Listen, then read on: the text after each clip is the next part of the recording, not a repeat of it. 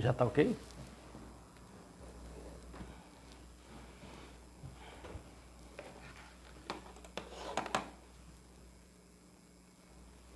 Tô um pouquinho alto, eu não tô?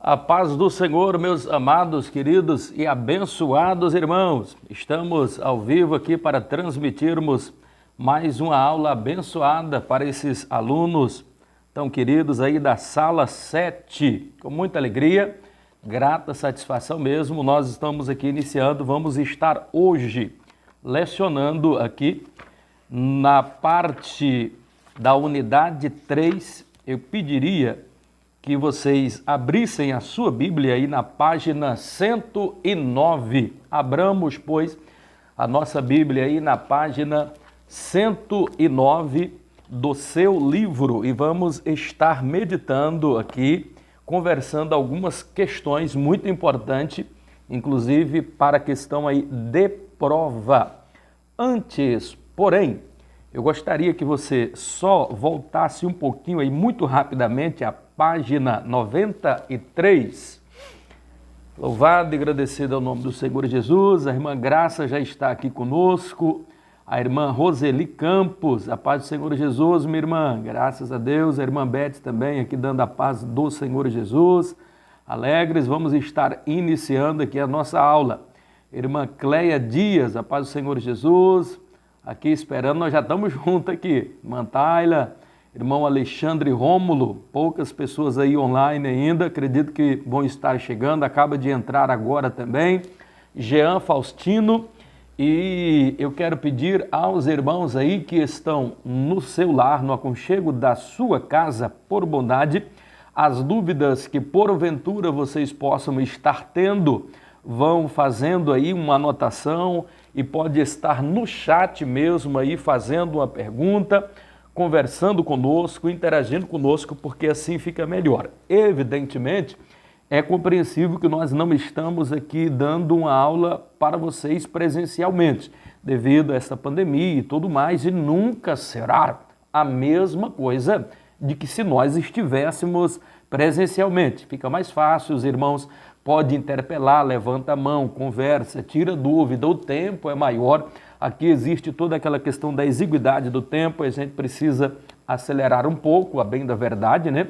Mas mesmo assim, façam as perguntas de vocês, interajam aí conosco naquilo que você tiver uma dúvida, algum questionamento, na medida do possível, nós vamos estar aqui tentando, mesmo que rapidamente, estar tentando responder para vocês, ok? Alegria estarmos aqui juntos. Então vamos lá. E eu vou pegar aqui uma deixa na página 93, salvo engano, me parece que quem nos perguntou foi a irmã Beth na aula passada, e sobre a questão, inclusive, dessa questão dos mortos, né? E aqui no capítulo 5 ele vai estar destinado como era a morte e a sepultura. A questão de nós não termos os slides aqui nos prejudica um pouco, tá tudo montado, tudo pronto, mas nós não conseguimos aqui inseri-lo aqui para estar passando aí para vocês. Talvez a gente consiga passar depois de uma aula gravada, a gente passa aí os slides para vocês estarem conferindo melhor desenhos e tudo, como era naquela época, fotos, imagens e slides, para vocês interagirem mais com o tempo e com o espaço. Porque à medida que a gente vê o áudio, a gente vê o visual, a gente tem um material de apoio, facilita melhor aí, sobretudo nessas questões aí para memorizar, para aprendermos um pouquinho mais. Se não vejamos, perceba, a irmã me parece, salvo engano, e o comentário que fica, depois a gente não tem acesso, né? Porque esse link ele é fechado exclusivo aqui para nós, eu não consigo ver os comentários depois. Mas me parece que foi uma pergunta relacionada assim, a gente respondeu muito rapidamente e agora hoje vai acalhar, dá para a gente de repente tirar alguma dúvida maior. Alguém que tenha alguma dúvida com relação à morte, à sepultura, como era a morte naquela época, como era que o judeu encarava a morte, todos esses detalhes, nós vamos estar aqui. Se vocês quiserem e tiverem pergunta, as fáceis a gente vai estar respondendo para vocês. Estou sendo informado aqui que está travando um pouco, ou é a internet. Então, talvez seja, ou pode ser que seja a nossa aqui também na transmissão. De qualquer forma, nós estamos gravando aqui com outro material de apoio também. Se der algum problema aqui no ao vivo, estamos gravando aqui com outro material também e a gente vai estar repassando aí para vocês, de tal forma que vocês não serão prejudicados. Amém? Louvado seja o nome do Senhor. Vamos analisar aqui e eu preciso que você dobre a sua atenção.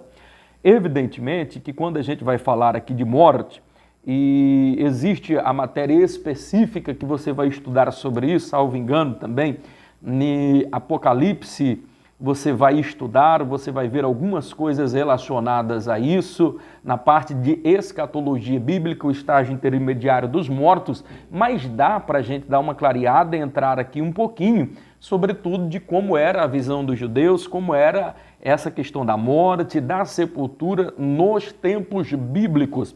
A pergunta da nossa irmã Beth, salvo engano, ela nos questionava e falava, me parece, com relação à cremação, que os judeus não aceitam, e a questão do embalsamamento, né?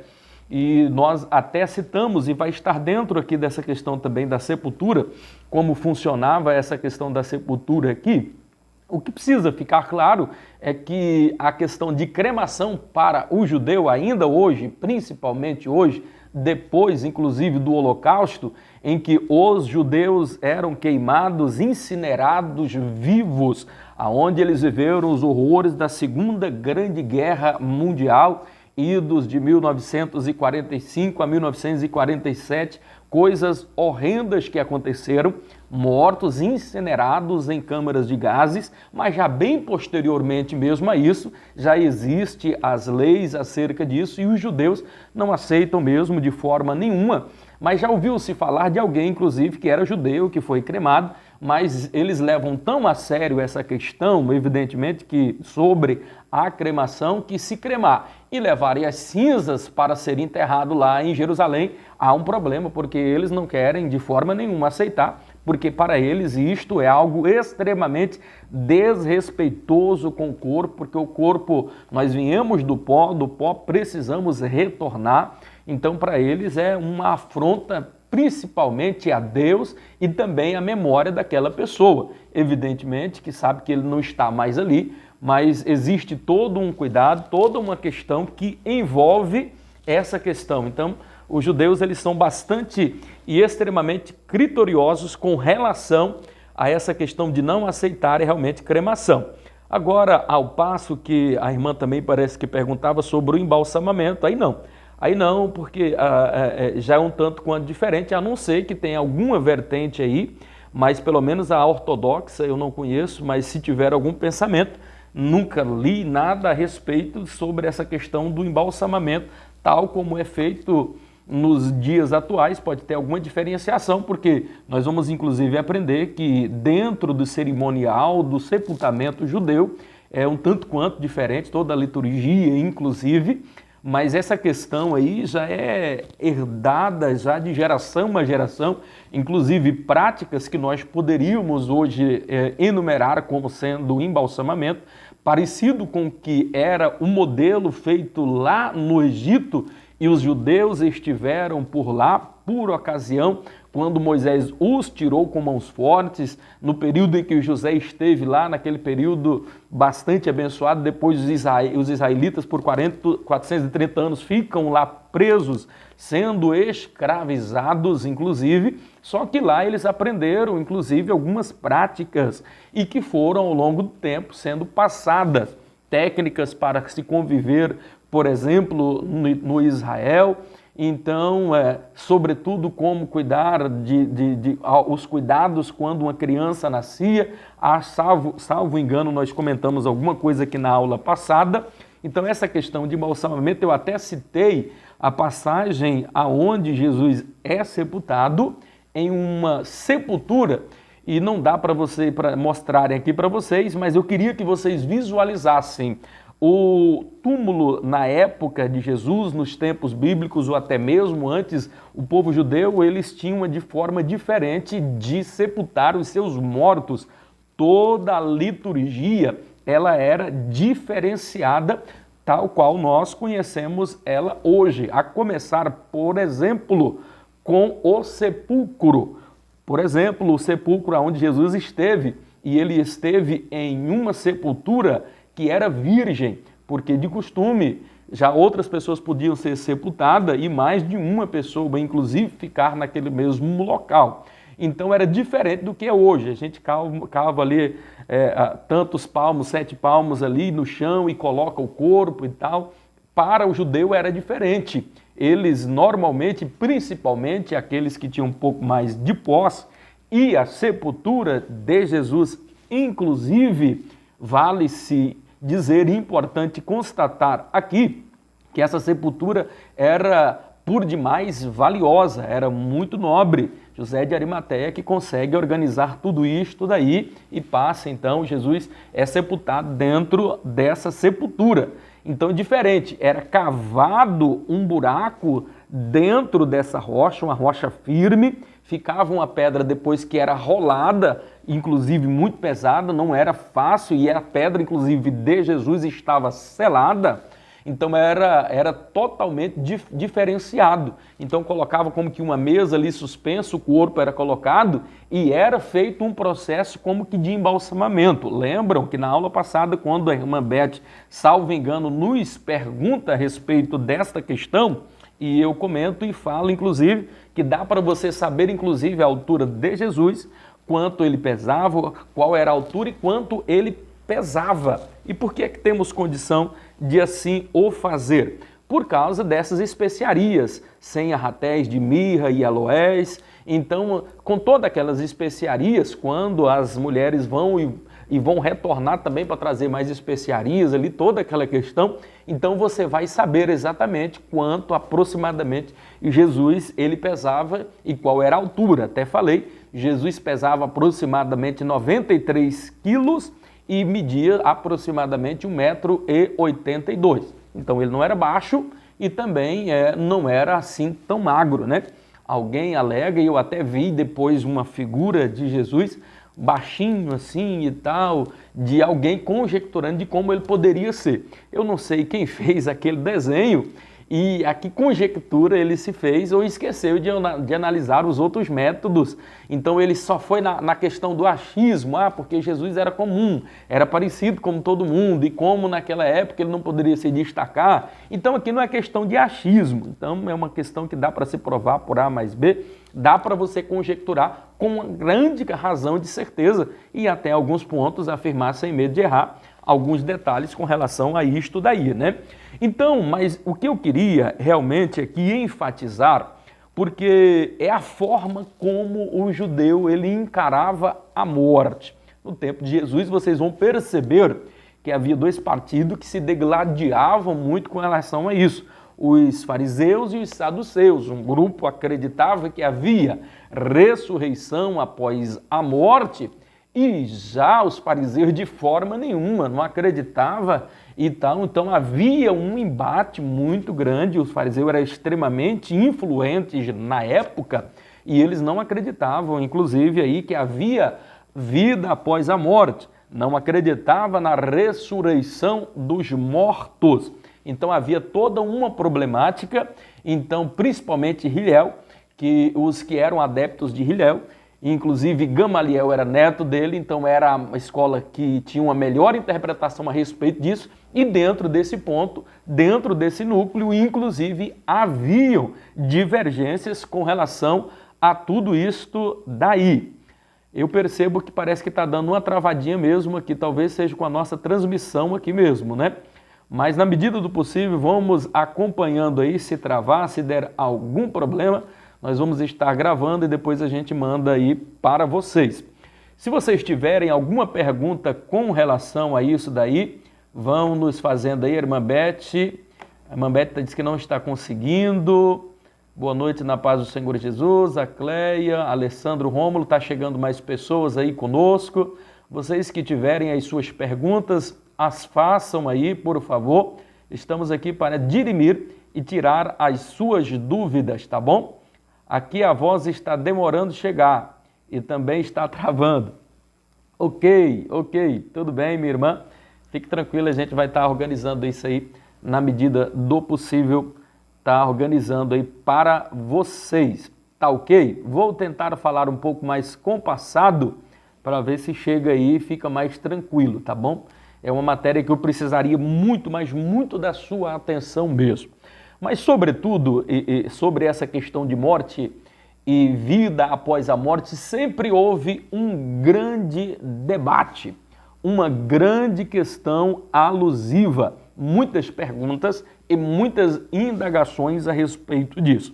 Eu não poderia perder a oportunidade de aqui falar com vocês a importância de nós entendermos a brevidade da vida e levarmos a sério essa questão da morte. Naquela época havia-se também uma outra grande dúvida, aonde, inclusive aqueles que acreditavam na ressurreição dos mortos, havia uma dúvida, o local aonde esses mortos estariam. Então, acho que talvez a grande questão e a questão mais problemática aqui é nós elucidarmos esse ponto. Fiquem aqui comigo, eu gostaria que você dobrasse, por favor, a sua atenção, em nome do Senhor Jesus, porque isso vai requerer um pouquinho mais da sua atenção. E isso vai entrar um pouco naquela questão do estágio intermediário dos mortos. Então, assim, dentro daquilo que nós conhecemos na nossa linha futurista, esse local onde ficavam os mortos, que eram as almas desses mortos, um local chamado Seol. Então, dentro desse local, havia uma separação.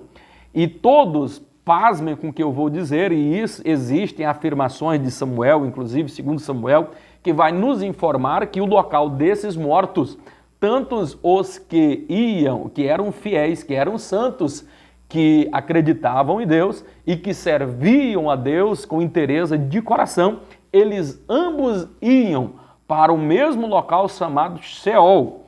E esse local, por sua vez, havia uma distinção. E o que é que separava um local do outro? É que havia um abismo.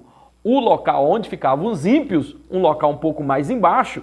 E para vocês entenderem, está aqui o paraíso, o seio de Abraão, aonde nós vamos observar em Lucas, ele vai falar a respeito disso. Aonde estão os ímpios está mais aqui embaixo, nessa parte mais inferior, e aqui um pouco mais, aqui na parte de cima, estaria o seio de Abraão, conforme nós vemos naquela parábola ali do rico e do Lázaro. E ali a gente vai observar que entre esses dois locais, aonde estavam ali os mortos que morreram, não acreditando que eram desobedientes, estavam aqui nesse outro local, e os que aqui estavam um pouco mais em cima, um local denominado o paraíso, o seio de Abraão. Então ele ficava ali. E no meio havia um abismo, era como que um precipício muito grande, além de estar na parte mais baixa, havia um abismo. Então, além desse local baixo aqui, o abismo significava dizer que ficava mais embaixo ainda. Então havia um local de separação que separava eles, era o abismo, e segundo que aqui ficava um pouco mais alto o paraíso e mais embaixo ficava aonde ficava ali o local dos ímpios. Depois da morte e da ressurreição de Cristo, vai acontecer algo interessante. Percebam?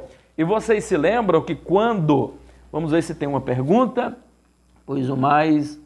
A coxinha está saindo do meu celular, a caixinha está saindo do meu celular, deu problema. Vai ver pela TV. Muito bem, irmã. Vão preparando aí se tiver alguma pergunta. Então, acredito que vocês entenderam sobre essa questão desse estágio intermediário dos mortos. Com a morte e com a ressurreição de Jesus Cristo, aconteceu algo interessante aí que mudou um pouco o local aonde hoje estaria o seio de Abraão, aonde estaria este paraíso. E isto fica bastante claro depois que a gente compreende a Escritura e quando, à medida que a gente vai estudando sobretudo na parte escatológica, quando você vai compreendendo um pouquinho mais sobre esse estágio intermediário aí dos mortos.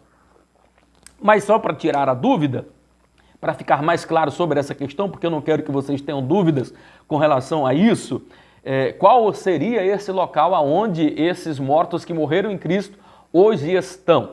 Evidentemente que os que são ímpios permaneceram no mesmo local, mas os que estavam no seio de Abraão hoje estão em um outro local e eu quero estar falando sobre isso. Vocês se lembram aonde, na oportunidade, quando Jesus está ali já quase na agonia, nos momentos finais, no respirar final, e ali há dois ladrões, uma à direita e outra à esquerda, e um deles ali fica impressionado como o outro era uma pessoa tão desinformada, uma pessoa extremamente ignorante, e ele o repreende, diz, olha, nem tu estando nesta condição, esse homem nenhum mal fez, então talvez não é registrado todo o diálogo da maneira como foi. Certo é que aquilo dali demonstrou para Jesus, porque Jesus ele vê além. As pessoas viam o que era aparente. Eles estavam, de repente, olhando para aquelas três pessoas ali e vendo como se fossem todos eles malfeitores. E nós sabemos que apenas um deles ali se perderam daqueles três. Jesus, por ser Jesus, obviamente não teve nenhum pecado. E o que Jesus disse para aquela outra pessoa é extremamente revelador. Perceba que Jesus, quando depois da afirmação desse jovem, momentos antes de Jesus expirar e já entregar o seu espírito nas mãos do Pai, ele pega e diz agora para o rapaz, quando ele termina a sua frase defendendo a Jesus, e Jesus, olha, em verdade eu te digo que ainda hoje estarás comigo no paraíso. E como é que isto aconteceu? Jesus mentiu? Ele esteve realmente no paraíso? Ele esteve com aquele rapaz? A Bíblia jamais entrará em contradição, meu amado e querido irmão. Então você vai perceber que às 3 horas da tarde, quando já está tudo sendo consumado, as coisas sendo organizadas, e para você entender isso, você precisa, por exemplo, ir lá para 1 Pedro, no capítulo de número 3, salvo engano, verso de número 18, verso de número 17, 18 e 19, acho que até o versículo de número 20,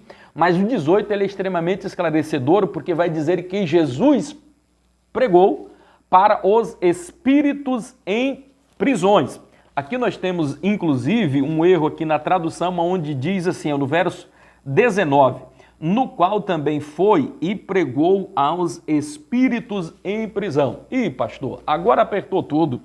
Como é que Jesus foi lá e pregou para os espíritos em prisão? Jesus não estaria invalidando a Escritura ao dizer que, na verdade, depois da morte, segue-se o juízo, existe um véu de separação, de que quem morreu não pode vir aqui e quem está aqui não tem como visitar o mundo dos mortos, a não ser que seja através mesmo de Jesus, porque ele transcende a tudo isto daí. Como é que a gente pode explicar, pastor, toda essa questão? Jesus pregou para os que estavam ali em prisão, esses espíritos maus, e eles converteram, e eles aceitaram a Jesus, eles levantaram a mão, e eles agora tiveram a oportunidade, porque se nós formos analisar, a gente precisa analisar também esse texto, já correndo também, inclusive, lá para Efésios, no capítulo de número 4, o versículo 8 e 20, aonde vai dizer que Jesus ele levou cativo o cativeiro, que Jesus desceu às partes inferiores da terra. Eu vou até estar lendo aqui para vocês, mas eu preciso depois explicar também aqui, para que fique bem claro que vocês não tenham uma dúvida com relação a essa questão. Capítulo 4 de Efésios, no versículo de número 8 e o versículo de número 9. Pelo que diz, subindo ao alto, levou cativo o cativeiro e deu dons aos homens. Importante dizer que isso daqui também está cumprindo uma outra questão também, dita lá nos Salmos de número 68. Há contrassenso do que muitas pessoas pensam, os salmos são todos eles messiânicos. Pastor, mas uns são, os outros não são. Não, 100% são messiânicos. Mas cada um não tinha um momento, cada um não tinha uma história? Evidentemente que sim. Mas os salmos testificam de Jesus. Todo o Velho Testamento ele vai estar intimamente ligado com a pessoa de Cristo, bem como também os salmos. Mas o que eu quero falar aqui com relação a essa questão? Pelo que diz, subindo, levou cativo o cativeiro e deu dons aos homens. Ora, isto, ele subiu. Agora já o verso 9. Ora, isso, ele subiu. Senão aquele que também desceu, antes já tinha descido às partes mais baixas da terra. Aquele que desceu é o mesmo que também subiu acima de todos os céus para cumprir todas as coisas. Eu quero provar aqui para vocês que se cumpriu o que Jesus falou aqui. Ele pega e diz, olha, em verdade, ainda hoje estarás comigo no paraíso. Mas primeiro eu preciso lhe mostrar e lhe provar que Jesus ele não foi ali para pregar. Aqui a tradução, principalmente a de Almeida e corrigida, ela já veio atualizada, ela vem e ela vai corrigir essa questão. Então o termo mais apropriado, evidentemente que nós não vamos ter um equivalente aqui no português, mas a palavra correta aqui, se fôssemos colocar, e algumas versões já vêm consertando isso, diz que foi Jesus, ele anunciou, ele veio para anunciar. Na versão mais correta, que a gente vai pegar a tradução com os judeus, diz que Jesus foi dar a sentença. Então o termo mais correto para você entender é que Jesus ele foi às partes mais baixas e ele foi lá para pregar. Não, ele foi para anunciar, ele foi para proclamar, ele foi para dar a sentença. E para quem ele foi dar a sentença? Se você bem observou, e por isso que a gente precisa analisar o contexto, para quem ele estava dando aquela sentença? Observe, o verso 20 já vai dizer, os quais em outro tempo, ele está falando, no qual também foi e pregou aos espíritos em prisão, o qual em outro tempo foram rebeldes quanto à longanimidade de Deus, esperava nos dias de Noé. Então percebam, aqueles que morreram lá no passado. Então ele está deixando bem claro aqui para quem ele foi dar esta sentença, para quem ele foi proclamar. Então ele está dizendo para os rebeldes. E quando fala as partes inferiores, é no local que a gente denomina e muitos chamam de inferno mesmo. Então quando ele vai lá, e quando Jesus, ele depois por ocasião da sua morte, ele desce lá, no mesmo instante. Ele desce e ele vai lá, e ele não para pregar, não para converter mais ninguém, porque depois da morte segue-se o juízo. Porque se você, meu querido, não entender isso, daqui a pouco você vai estar dando razão para o Espiritismo, você vai estar dando razão para a Igreja Católica com o purgatório. Então é extremamente importante e interessante que você saiba disso. É possível que todos nós saibamos, eu sei que você é um aluno ibadiano, temos homens de Deus, mulheres de Deus que compreendem a verdade e a razão e a luz disso que eu estou explicando aqui. Se você não entender, você não saberá responder, por exemplo, para religiões que pensam diferente a respeito da morte. Nós somos cristãos assembleianos e temos a nossa, dentro da nossa linha, Jacó de Armínio.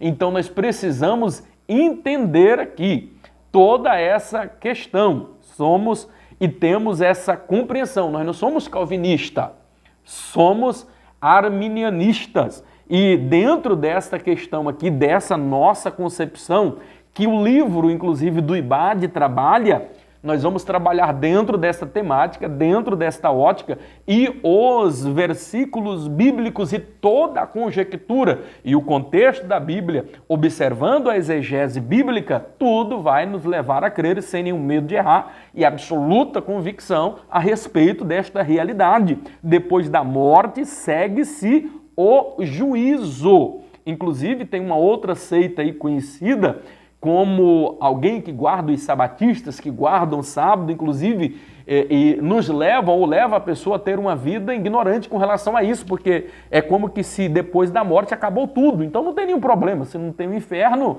a pessoa vai viver de qualquer maneira, ele vai viver uma vida irresponsável, vamos dizer assim, e eles pegam dizendo textos isolados, por exemplo, de Tessalonicenses, no capítulo de número 4 e o versículo de número 13 a seguir, onde diz, eu não quero que vós estejais ignorantes acerca dos que dormem.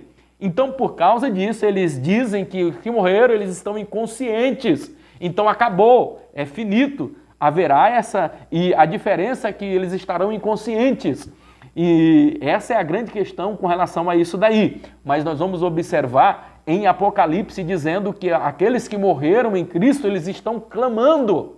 E clamando aonde? Essa é a grande questão aonde eu vou estar falando para vocês, com passagens como a de Colossenses, Filipenses, Tessalonicenses, Apocalipse no capítulo de número 6, o verso 9 a 11, Apocalipse capítulo 20, versículo 4, e tudo isso vai nos mostrar e vai clarificar para nós, nos iluminar o caminho, a certeza daquilo que nós estamos falando aqui. Ora, Jesus ele foi, então, é a primeira questão que você precisa ter claro aí na sua mente. Deu certo aqui, estou em aula, muito bem, louvado seja o nome do Senhor, Adinaldo, Simão. Então eu preciso que fique bem claro com relação a essa questão aqui. Então percebam, Jesus ele não foi, tira isso da sua mente, tira da sua cabeça que ele foi lá para pregar. Por que eu estou falando isso? Eu já vi pregadores dizendo, já vi pessoas dizendo e falando com relação a isso, que foi lá, que pregou e que pessoas se converteram. Então vamos parar com essa bobagem. Depois da morte, segue-se o juízo. O texto é bem claro. E depois do texto, nós vamos observar aqui, está dizendo para quem foi dado a sentença.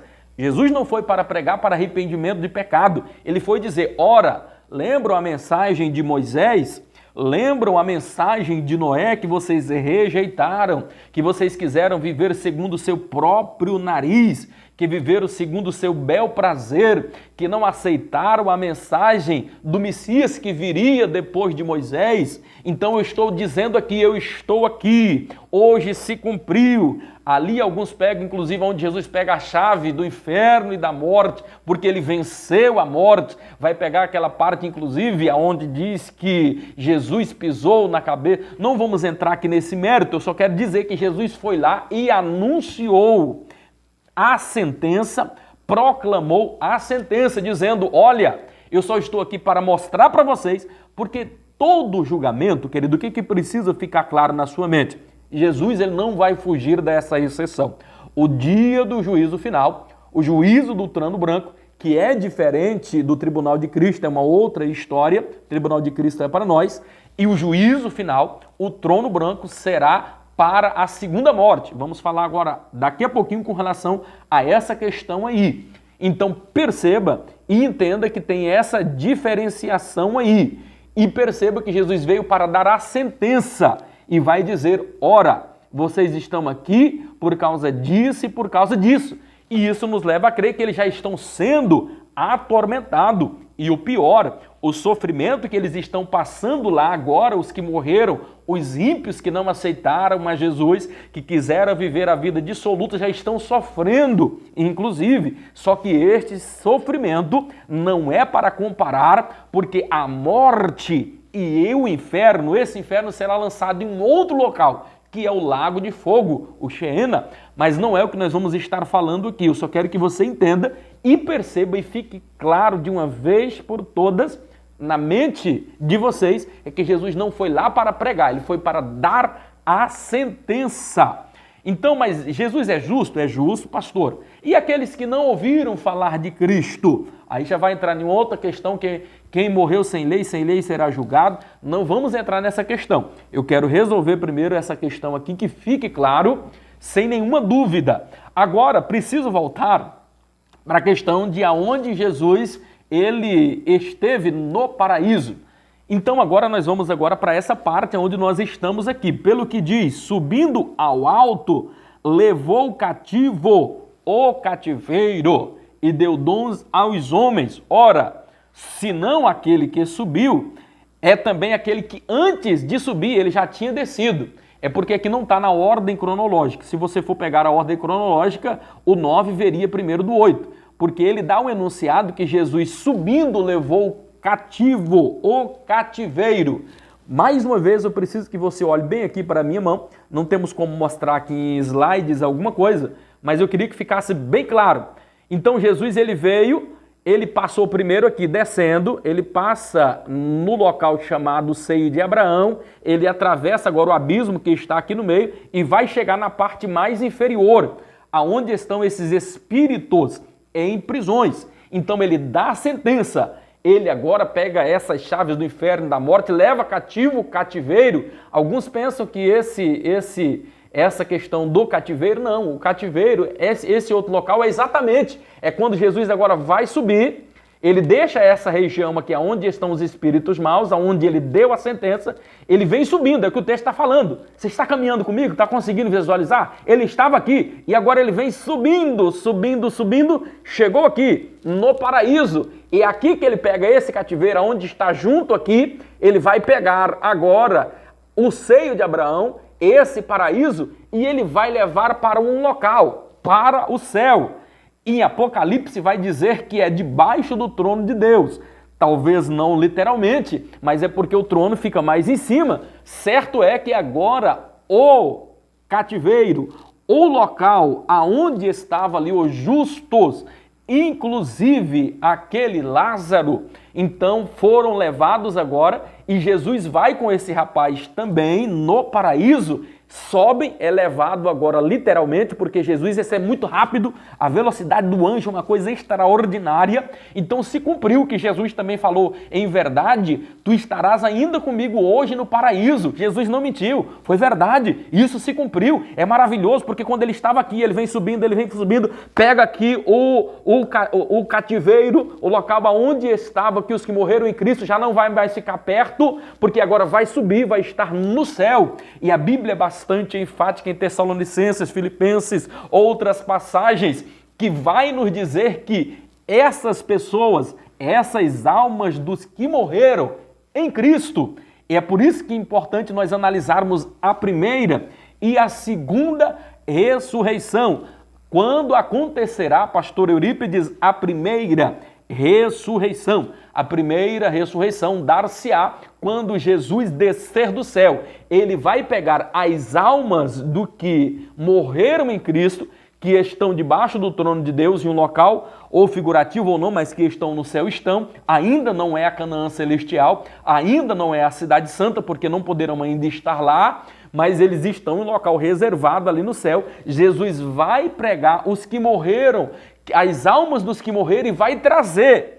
Ora, pastor, se o texto lá em Tessalonicenses está dizendo que ali é o momento do arrebatamento, que os que morreram em Cristo ressuscitarão primeiro.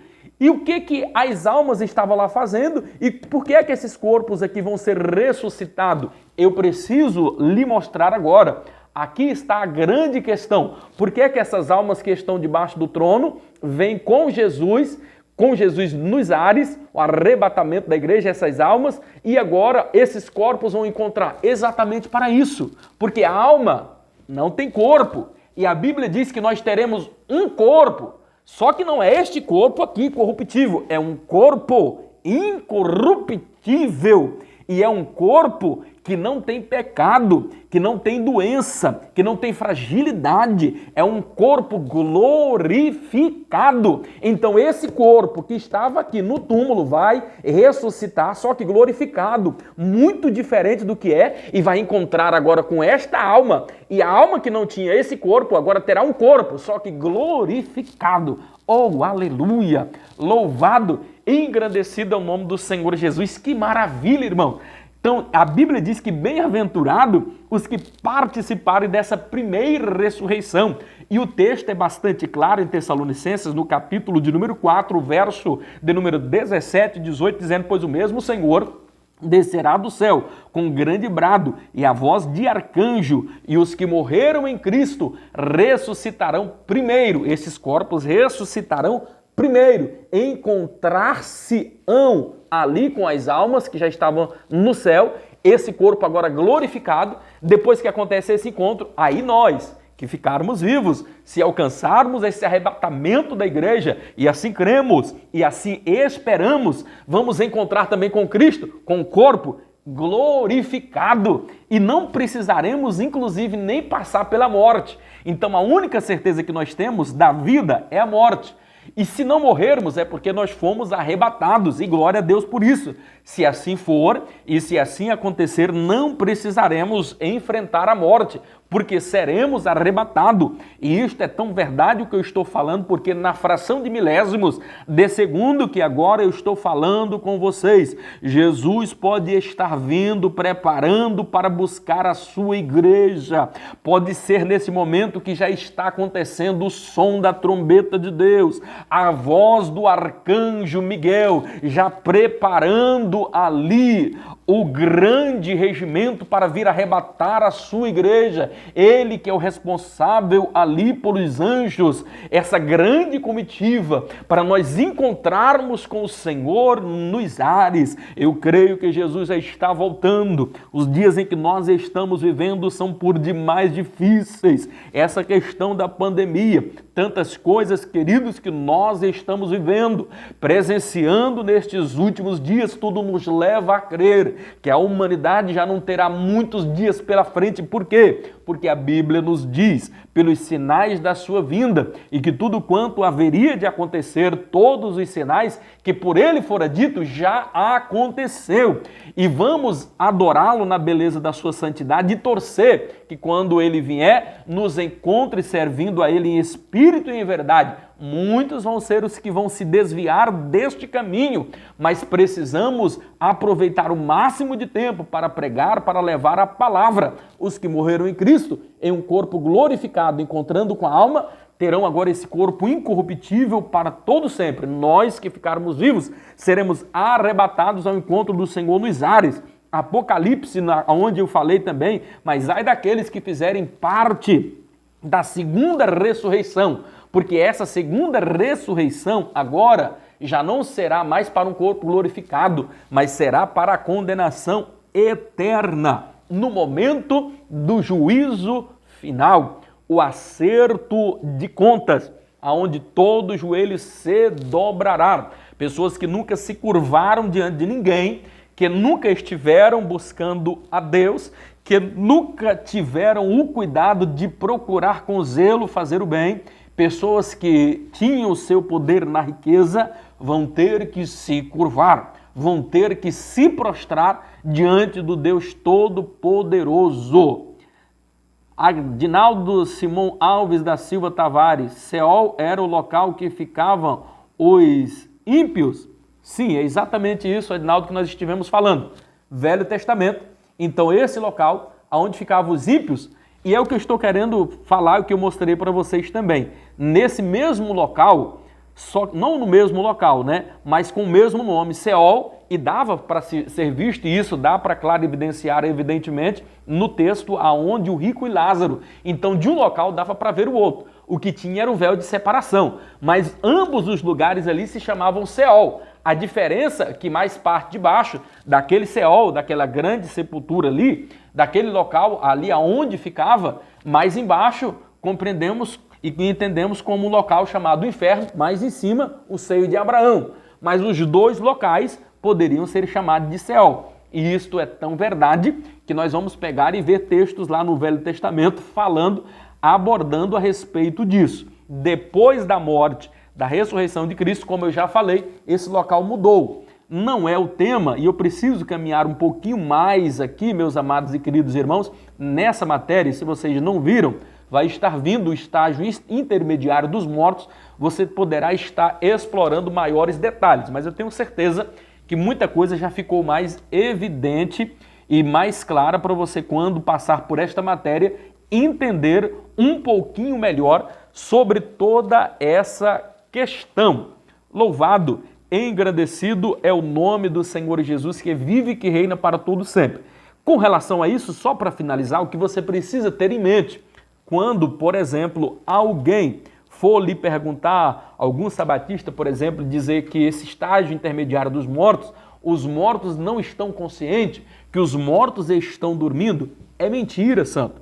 A Bíblia vai nos dizer bastante claro, Apocalipse 6, 9 até o 11, que quando abre ali o quinto selo, vai mostrar claramente que as almas dos que morreram em Cristo, que estavam debaixo do altar de Deus, do trono de Deus, e vai nos mostrar inclusive também Apocalipse 20 e o versículo de número 4, também mostrando a mesma questão, que esses mortos estão lá, e é interessante dizer quais são esses mortos que ele quer falar daqui de Apocalipse. É os que morreram na grande tribulação. Pastor, haverá salvação na grande tribulação? É uma parte escatológica, mas sim, haverá. Então são aqueles, e diz que essas almas estão clamando, estão chorando, estão clamando. Ora, se elas estão clamando, elas estão dormindo? Ora, com uma rápida análise, saber-se-ia que para harmonizar essa situação é muito clara. Quando fala no sentido aqueles que dormem no Senhor, aqueles que já morreram,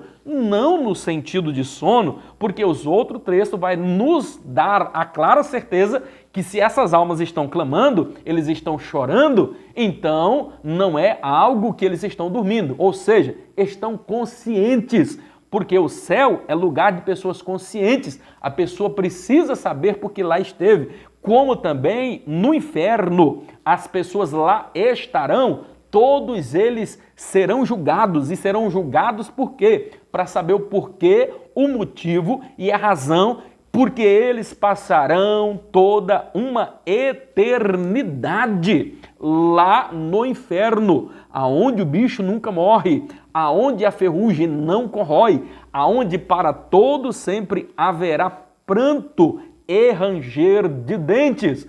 Tal é o sofrimento ali daquele local. Então, acredito, entendido essa parte aqui, precisamos caminhar um pouquinho mais. Então, nós percebemos o que é que Jesus veio aqui para mostrar. Durante toda a vida, e outro dia eu falava sobre isso, e depois dessa pandemia eu já fiz 2 velórios ali, inclusive na minha igreja, e quer ver uma coisa que nos faz refletir bastante, queridos? É quando nós nos deparamos com a morte. Porque a morte, ela vai trazer um triste dado. Quando a morte chega, ela vai interromper o quê? Ela vai interromper a vida. Todas as vezes que a morte chega, é porque ela interrompeu a vida, ela interrompeu os sonhos. Todos que morreram, ele tinha projetos, alguma coisa para realizar, alguma coisa que ele esperava, que ele almejava então fazer. Então a morte veio e interrompeu a vida. Jesus é a única exceção que ele é a vida e a vida interrompeu a morte. Jesus morreu, mas ao 3º dia ele ressuscitou. Jesus é a vida, como o texto nos fala. Jesus é o caminho, a verdade e ele é a vida. Então a única exceção aí é Jesus, é o primogênito que morreu e ressuscitou para todo sempre, para nunca mais morrer. Então Jesus, que é a vida, é a única exceção, porque em todas as outras questões a morte vai interromper a vida. No caso de Jesus é a única vez que acontece diferente. A vida interrompe a morte. A vida que é Jesus interrompendo a morte. A lei natural de todas as coisas. É por demais interessante toda essa questão aqui para nós analisarmos. Eu queria que você caminhasse um pouquinho agora para a unidade 3, na página 99. Rapidamente vamos falar aqui alguma coisa. Na outra aula a gente finaliza. Eu me detive aqui um pouquinho porque essa questão, irmãos, ela traz muitas dúvidas. Eu quero que vocês não tenham dúvidas com relação a isso. Eu quero crer que vocês tenham entendido essa questão. Se ficou alguma dúvida, nos mande lá no grupo do WhatsApp, faça o seu questionamento, até mesmo por aqui também, e a gente pode estar elucidando, respondendo essa questão aí. Então, na página 103, vai falar da habitação, do espaço familiar, de toda essa questão, como era que eram construídas as casas, as habitações naquela época, a partir do momento, inclusive isso é questão aí de prova, isso é questão de prova, é importante você guardar, que pode ser que caia ou não, mas é importante você guardar, porque antes os judeus eles habitavam em quê? Em tendas. E por que habitavam em tendas? Logicamente, porque eles eram peregrinos, eles estavam peregrinando, estavam caminhando no deserto. Em função disso, se fazia necessário não ter uma construção fixa, mas eram tendas móveis, mudando de lugar em lugar. A partir de quando? Muita calma nessa hora. Guarde isso na sua mente. A partir de quando que Israel deixa agora de habitar em tendas, como nômades, e passa agora a viver uma habitação e ter uma casa fixa? Óbvio, claro, a partir do momento que eles chegam na Canaã e ali eles vão tomar posse daquela terra, como nós também um dia, em nome do Senhor Jesus, tomaremos posse da nossa terra prometida, a Canaã celestial. Louvado e engrandecido é o nome do Senhor Jesus. Então quero que você guarde isso, que pode ser que vai lhe servir como uma orientação. A unidade 3, falando aqui do dia a dia em Israel, como que era a questão da habitação, o espaço familiar, como era que eram construídas as casas. Eu tenho tudo isso em slide para vocês compreenderem melhor como funcionava. A questão da luminosidade era um tanto quanto diferente. O telhado era diferente, tal como nós construímos hoje as nossas casas, porque eles costumavam fazer algo em cima das casas que era conhecido como eirado. Lembra quando Jesus diz assim, olha, quem estiver no eirado, não desça aqui embaixo? É exatamente isso. Era porque o eirado ficava em cima, normalmente, principalmente aqueles que tinham uma condição tanto quanto melhor, eles construíam as suas casas, a casa normalmente era pequena e todos ali acomodados, não era na divisão hoje como nós conhecemos aí e tudo mais, mas do lado de fora da casa geralmente ficava uma escada que dava acesso ao terraço, na parte de cima, onde nós poderíamos dizer que seria o telhado, né? E era muito bem elaborado aquele local, inclusive, ele era betumado por dentro e por fora para não descer goteira, para todo esse cuidado. E precisava ser extremamente seguro, porque normalmente eles faziam as refeições, a ceia, em cima, neste terraço. Normalmente as festas deles em família e convidando os amigos, porque os israelitas eram extremamente unidos. Havia uma união muito grande. Primeiro, não havia essa construção de muros, tal como nós temos hoje. Segundo, que além da estrada que havia no chão, havia um outro tipo de estrada que ficava por cima.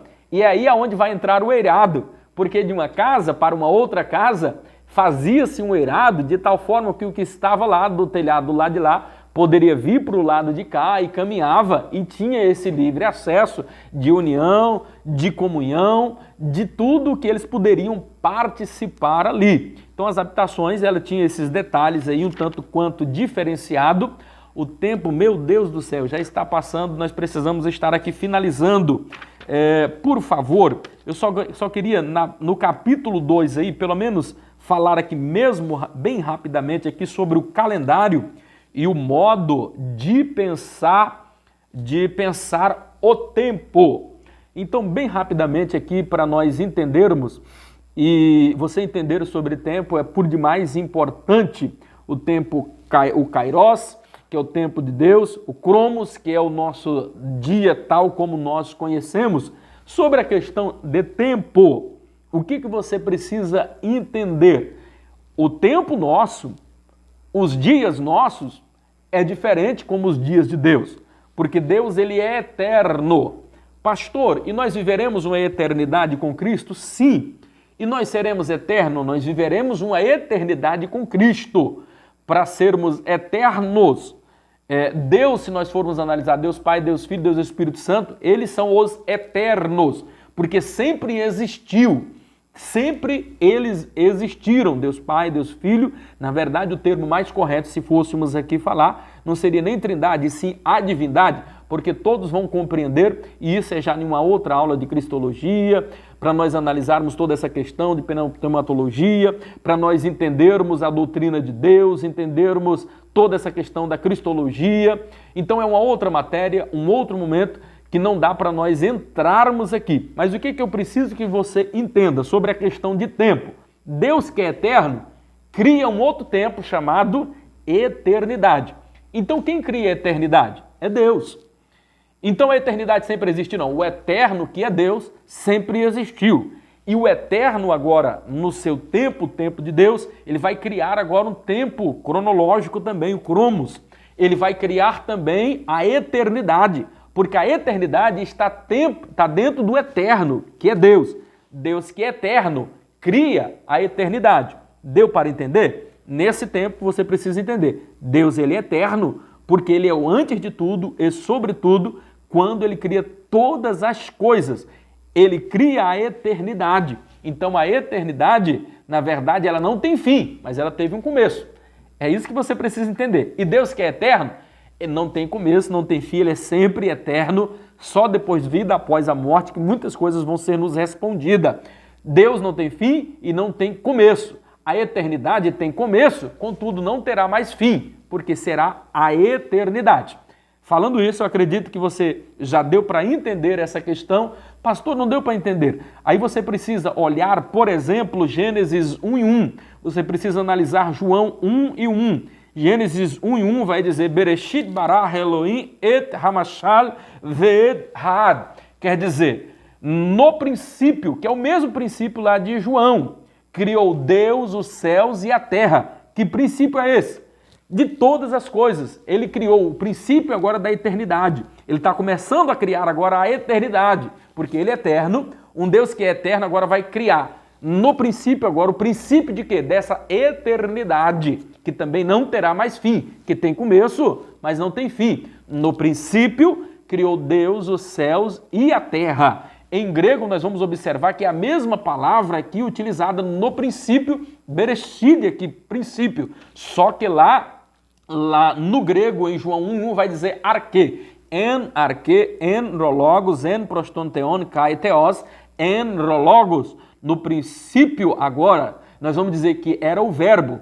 No princípio, en arque, no princípio. En arque, no princípio. En é no, arque, princípio. En arque, en rologos, en prostonteon, kai theos, en rologos. No princípio, nós vamos observar que Deus era o verbo.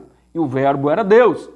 E esse verbo era Deus, está falando de quem? O verbo e Jesus. Então sempre ele existiu. No princípio, ele é atemporal, como Deus sempre também existiu. Eles são eternos. E eles vão criar agora a eternidade que estava lá no princípio. Como nós observamos, na criação de todas as coisas, Deus Pai, Deus Filho, Deus Espírito Santo estava lá para criar todas as coisas. Estamos falando aqui de calendário.